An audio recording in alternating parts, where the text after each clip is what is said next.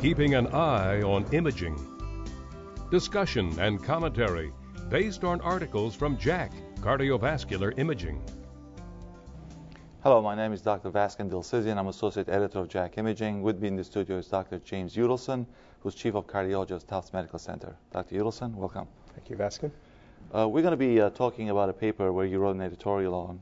The paper comes from Dr. Nakata's lab from Japan. It's a multi-center prospective study. It's an observational study, over 3,800 patients who have either coronary disease or suspected to have coronary artery disease, underwent myocardial perfusion gated SPECT study, and they were followed over the next 3 years. And the primary purpose of the study was to look for cardiac events and outcomes, including death. And what they noted was over half of the events were actually heart failure.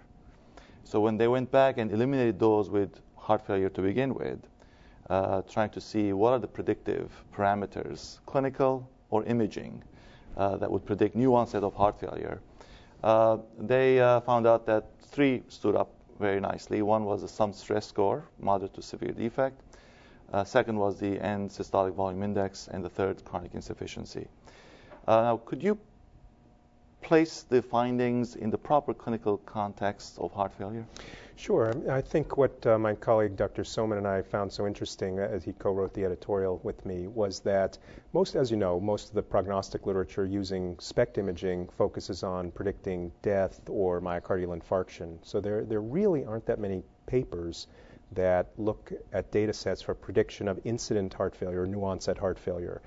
And when you think about the ACCHA guidelines on heart failure over the last few years, the emphasis has shifted somewhat to a staging system which is more preventative in concept, that there are stage A patients who have some risk factors for heart failure, stage B patients who have something amiss with their left ventricle but have not developed symptoms yet, and then symptomatic stage C and end stage D, with the idea that if you can step in at stage A or particularly B to prevent the onset of symptoms, that is an important public health imperative.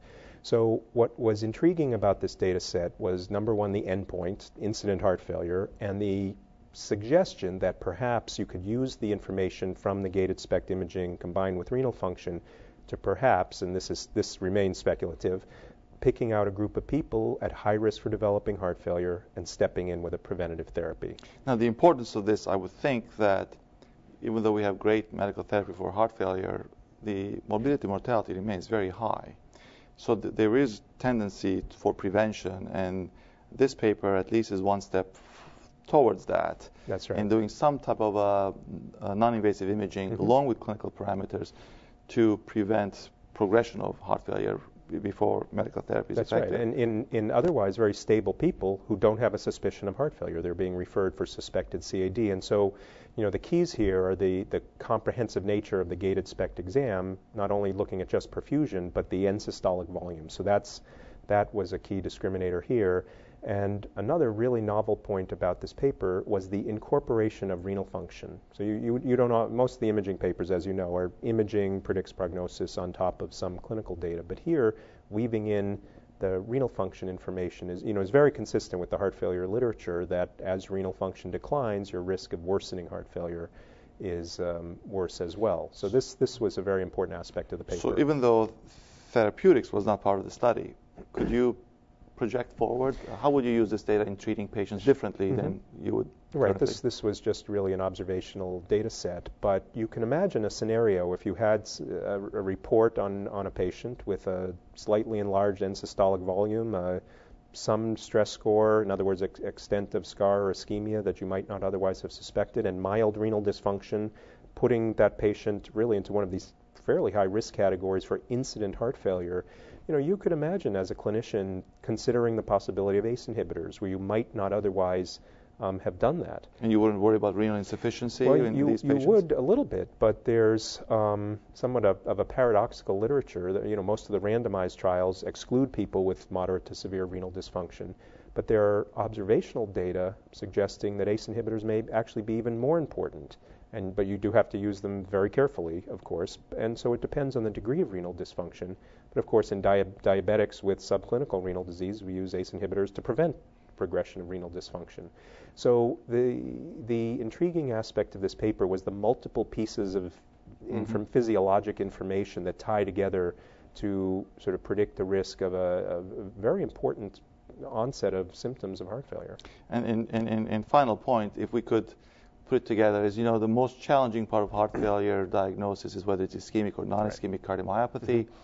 Discussion about non-invasive approach first versus coronary angiography, but that's for detection of disease. Realizing the high negative predictive value of myocardial perfusion studies would now prognosis or prediction of subsequent heart failure, should that be also part of the schema, if you will, of managing patients? Yes. Or, I know it's too early, but... Well, I mean, it does come wrapped up really in one test. I mean, if perfusion is normal, but volumes are slightly large, well, that patient probably has some risk of incident heart failure, but it's unlikely to be, on the basis of coronary, it's unlikely to be ischemic cardiomyopathy. So, and there is some management implications there. So the diagnostic information or etiology of heart failure down the line, and then the prognostic information together form a rather complete picture. Thank you very much, Dr. Udelson. This was an exciting paper. However, it still is preliminary and observational.